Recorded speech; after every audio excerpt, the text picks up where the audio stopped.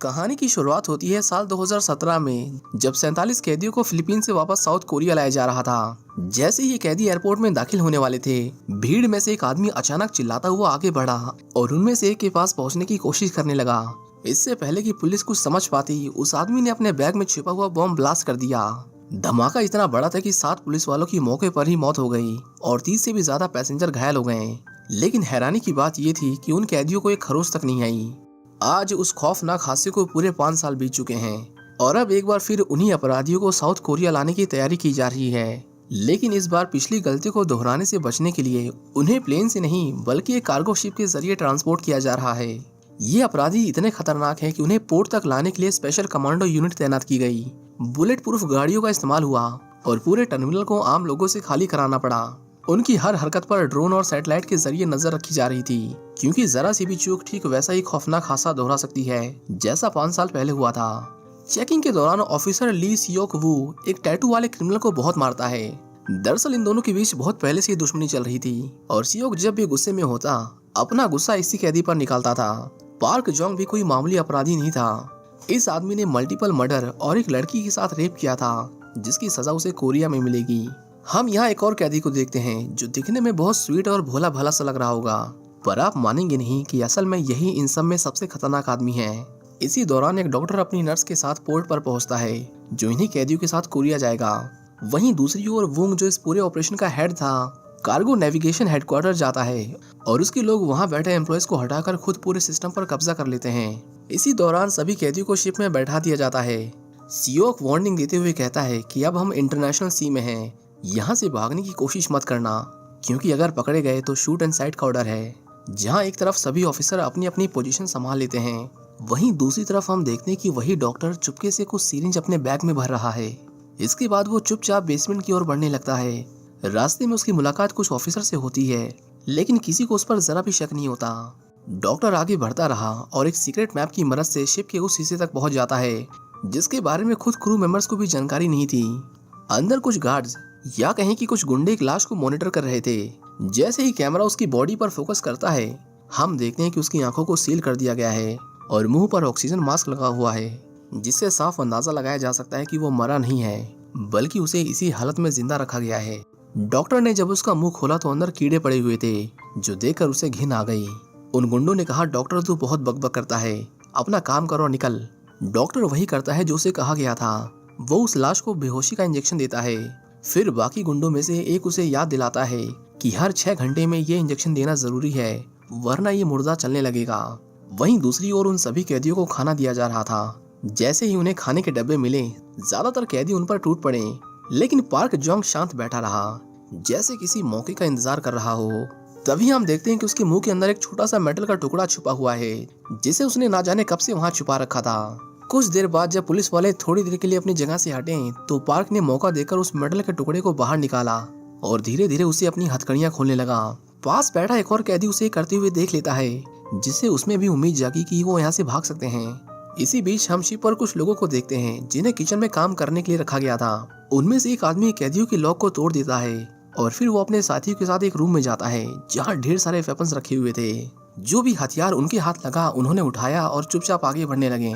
लेकिन जैसे ही वो गैलरी से गुजर रहे थे, उनमें से एक का सूटकेस गलती से एक मेटल पाइप से टकरा गया, जिससे तेज आवाज हुई और पास में तैनात पुलिस वाले अलर्ट हो गए।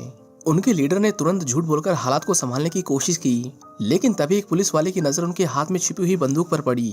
इससे पहले कि वो कुछ समझ पाते, उन्होंने अचानक हमला कर दिया और उन सभी पुलिस वालों को बेरहमी से मार डाला। सारे सबूत मिटाने के लिए उन्होंने पुलिस वालों की लाशों को फ्रीजर में छुपा दिया और फिर आगे बढ़ गए। इसके बाद वो सीधे कॉकपिट में पहुंचे और वहां मौजूद सभी क्रू मेंबर्स को मार डाला। अब सिर्फ 2 लोग जिंदा बचे थे जो शिप को चला सकते थे। इन लोगों ने शिप का सारा कम्युनिकेशन काट दिया, टेलीफोन लाइनों को तोड़ा गया, सभी डिवाइसेस को डिस्ट्रॉय कर दिया गया ताकि किसी भी कंट्री से कांटेक्ट ना हो सके। एक आदमी शिप के ऊपर चढ़ा और मेन लाइन काट दी, जिससे कोरिया में उस शिप की लाइव लोकेशन पूरी तरह से बंद हो गई। वहीं शिप के अंदर ऑफिसर हैना ने देखा कि उसके वॉकी टॉकी में सिग्नल नहीं आ रहा था। उसने अपनी टीम से कांटेक्ट करने की कई कोशिशें की, लेकिन जब किसी तरफ से जवाब नहीं आया तो वो खुद ऊपर जाकर पता लगाने की कोशिश करने लगी कि आखिर चल क्या रहा है। दूसरी तरफ पार्क जोंग के साथ मौजूद एक और कैदी हथकड़ी खोलने में लगा हुआ था, लेकिन उसी दौरान गलती से उसका हाथ एक मेटल पाइप से टकरा गया, जिससे आवाज हो गई आवाज सुनकर एक पुलिस वाला वहां आया। उसने जब देखा कि कैदी ने लॉक तोड़ दिया है तो वो तुरंत एक्टिव हो गया, लेकिन तभी पार्क ने पीछे से उस पर हमला कर दिया।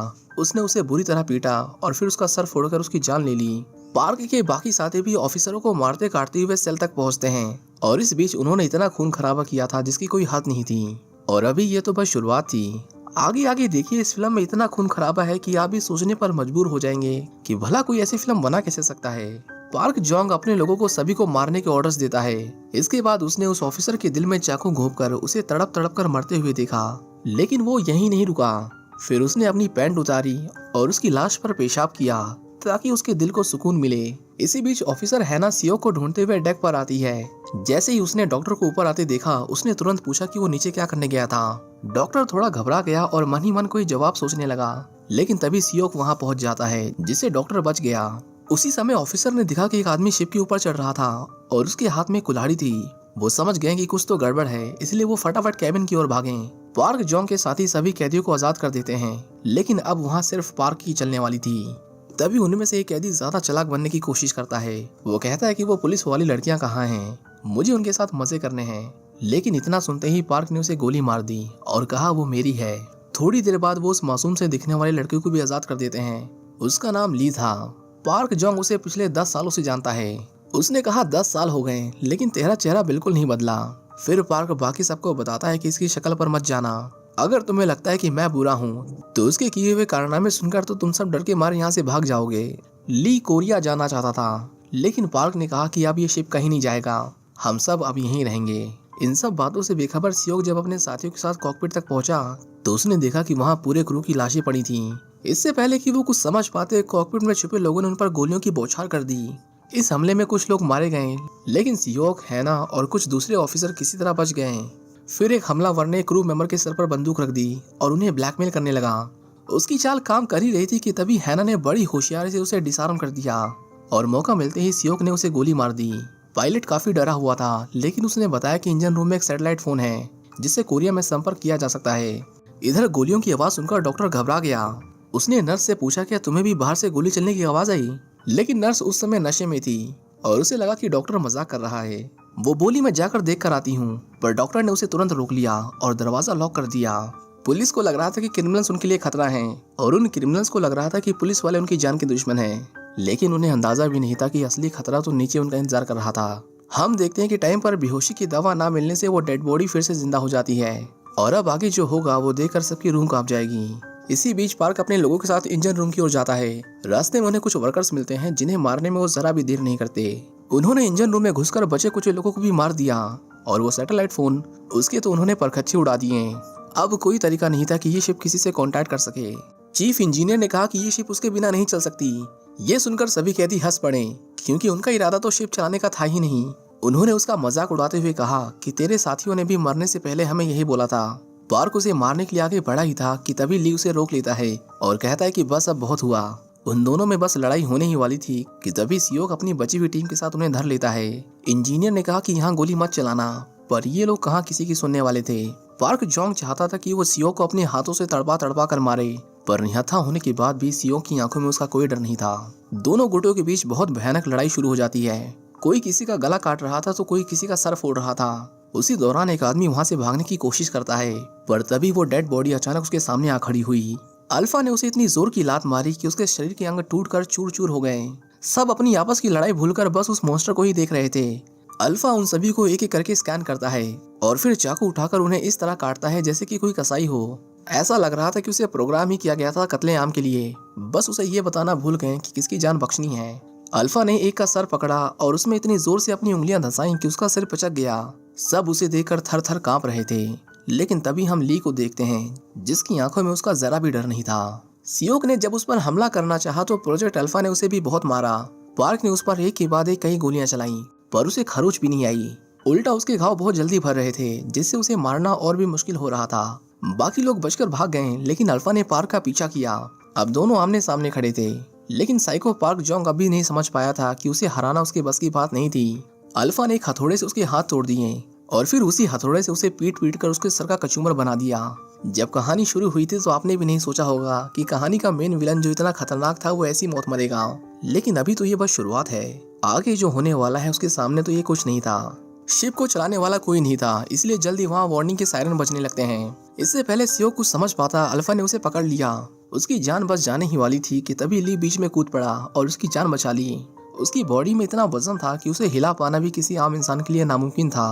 किसी तरह जान बचा के भागते हुए ली ने एक मोटा लोहे का गेट बंद करना चाहा, पर अल्फा उसे अपनी पूरी ताकत से रोकने की कोशिश करता है।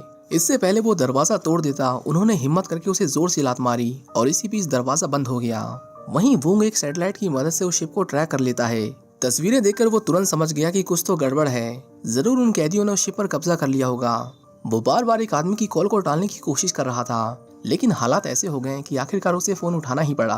कॉल पर उसका बॉस गुस्से में कहता है कि उस शिप पर जाओ और अल्फा को लेकर आओ। वोंग उसे समझाने की कोशिश करता है कि ये बहुत रिस्की है, लेकिन उसकी ये बात सुनकर बॉस और भी ज्यादा गुस्सा हो गया। इसी बीच हम उसकी चेस्ट पर एक टैटू देखते हैं। ऐसा सेम टैटू अल्फा की बॉडी पर भी था। इसका मतलब अल्फा अकेला नहीं था जिसके अंदर सुपर ह्यूमन पावर्स थी। फोन करते ही वोंग बिजली के खंभे पर एक जोर से मुक्का मारता है, जिससे हमें समझ आ जाता है कि वोंग भी एक सुपर ह्यूमन था। वहीं दूसरी तरफ शिप का कैप्टन सबको छोड़कर भागने की कोशिश कर रहा था, लेकिन जब वो बोट को नीचे उतार रहा था तभी वहाँ अल्फा आ गया। उन दोनों को बेरहमी से मारने के बाद उसने रेस्क्यू बोट के टुकड़े कर दिए ताकि इस शिप से कोई भाग न सके। पास ही में मौजूद नर्स को अपने कैबिन के बाहर कुछ जोर जोर से पटकने की आवाजें सुनाई दी। वो थोड़ी घबराई हुई थी, लेकिन डॉक्टर के मना करने के बावजूद वो धीरे धीरे गेट की तरफ बढ़ने लगी। जैसे ही उसने बाहर झांका, अल्फा ने उसकी गर्दन पकड़ ली और इतनी जोर से दबाया कि उसके गले की नसें फट गईं। इतनी खूबसूरत लड़की की इतनी भयानक मौत देखकर डॉक्टर ने अपनी आंखें बंद कर ली ताकि उसे ये घिनौना मंजर देखना ना पड़े। ज्यादा देर रुकता तो उसका भी यही हाल होता, इसीलिए वो अपनी पूरी जी जान लगाकर भागा और आखिर में ऑफिसर सियोक और ली से मिला, जो उसी को ढूंढते हुए शिप में भटक रहे थे। सियोक ने डॉक्टर से पूछा, तुम उसके बारे में क्या जानते हो? जिसके जवाब में डॉक्टर ने उसे सब कुछ सच सच बता दिया। दरअसल प्रोजेक्ट अल्फा एक गैर कानूनी एक्सपेरिमेंट था जिसे इयोन जेनेटिक्स नाम की फार्मा कंपनी चला रही थी। ये कंपनी शुरुआत में इंसान को 10 साल तक जवान बनाए रखने वाली विटामिन बनाती थी, लेकिन इसकी आड़ में वो सुपर ह्यूमन वेपन्स तैयार कर रहे थे। उन्हें बहुत चोट आई थी, पर डॉक्टर ने बताया कि वो अपनी फर्स्ट एड किट बेसमेंट में ही छोड़ आया है। सीओ कहता है कि तुम लोग नीचे जाओ, मैं देख कर आता हूँ कि कोई जिंदा बचा है कि नहीं। इसी बीच हम उन फीमेल प्रिजनर्स को देखते हैं जिन्होंने बड़ी चालाकी से अपने ऊपर नजर रखने वाली ऑफिसर को बंदी बना लिया था। बाहर 2 और कैदी उनकी निगरानी कर रहे थे, पर तभी उन्होंने देखा कि कोई गेट पर जोर जोर से लात मार रहा है। इससे पहले वो कुछ समझ पाते, गेट उड़ता हुआ उनमें से एक के ऊपर गिर जाता है। अल्फा उसके ऊपर चढ़ा और अपने पैरों तले उसके मुंह को रौंद दिया। वो ऑफिसर जिसे उन लोगों ने बांध दिया था, अल्फा ने उसे भी चाकू से गोद गोद कर मार डाला। बचे हुए लोग भागने की कोशिश कर रहे थे और जो नहीं भाग पाया उसे अल्फा की दरिंदगी का सामना करना पड़ा। इसी बीच डॉक्टर उन लोगों के साथ बेसमेंट में पहुंच गया। ली ने देखा वहां उन गार्ड्स की लाशें पड़ी हुई थी जो अल्फा की निगरानी कर रहे थे। चारों तरफ खून के छींटे और बिखरी हुई लाशों के टुकड़े देखकर ली समझ गया कि यहाँ क्या हुआ होगा। डॉक्टर ने देखा कि उसकी फर्स्ट एड किट वैसी की वैसी पड़ी हुई थी, जिसके बाद उसने फटाफट उस बूढ़े कैदी के पैर में टांके लगाए। ली को भी बहुत चोट आई थी, लेकिन पता नहीं कि वो अपने घाव को छुपा रहा था। इसी बीच हैना को एक क्लासिफाइड फाइल मिलती है जिसमें 1943 के सोल्जर्स के बारे में लिखा हुआ था। कुछ पन्ने पलटते ही उसे एक तस्वीर मिलती है और हैना तुरंत पहचान जाती है कि ये वही आदमी है जो शिप में सभी को मार रहा है। पता चलता है कि वो 1911 में पैदा हुआ था, यानी ये आदमी पिछले 110 साल से जिंदा है। आगे ये भी लिखा हुआ था कि उसे 1943 में जापानी लोगों के साथ वर्ल्ड वॉर 2 लड़ने के लिए मजबूर किया गया, जहां उसने अपना एक हाथ गंवा दिया। और जब वो जापानियों के किसी काम का नहीं रहा तो उन्होंने उसे बंदी बना लिया और उस पर अजीबोगरीब एक्सपेरिमेंट किए। डॉक्टर ने जब आगे पढ़ना शुरू किया तो पता चला कि इस एक्सपेरिमेंट से सब्जेक्ट वायलेंट और डेंजरस हो जाते थे और उनकी ताकत भी आम इंसान से 5 गुना होती थी। जापान वाले इन सोल्जर्स को वॉर में इस्तेमाल करना चाहते थे, पर उनसे कुछ गड़बड़ हो गई।